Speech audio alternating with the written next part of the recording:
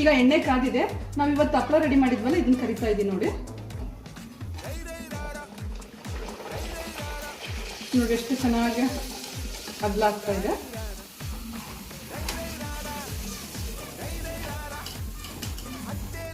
ಹಳ್ಳಿ ಸೈಡೆಲ್ಲ ಈ ಥರ ಕೆಂಡದಲ್ಲಿ ಸುಡ್ತೀವಿ ನೋಡಿರಿ. ಸುಡ್ತಾ ಇರಬೇಕಾದ್ರೆ ಯಾವ ಥರ ಗುಳ್ಳೆಗಳೆಲ್ಲ ಹೇಳ್ತವೆ.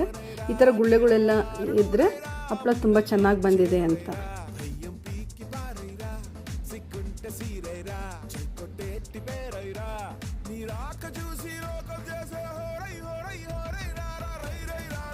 ಅಕ್ಕಿ ಹಪ್ಪಳ ರೆಡಿಯಾಗಿದೆ. ಟೇಸ್ಟ್ ಹೇಗಿದೆ ಅಂತ ನೋಡೋಣ. ನೋಡಿ ಹಾಗೆ ಮುರಿತೆ ಬಾಯಲ್ಲಿಟ್ಟರೆ ಹಂಗೆ ಕರಗುತ್ತೆ. ಅಮ್ಮ ಮಾಡಿದ ಅಕ್ಕಿ ಹಪ್ಪಳ ರೆಡಿಯಾಗಿದೆ. ನಿಮಗೆ ಈ ವಿಡಿಯೋ ಇಷ್ಟ ಆದರೆ ಲೈಕ್, ಶೇರ್ ಆ್ಯಂಡ್ ಸಬ್ಸ್ಕ್ರೈಬ್ ಮಾಡಿ. Thank you for watching.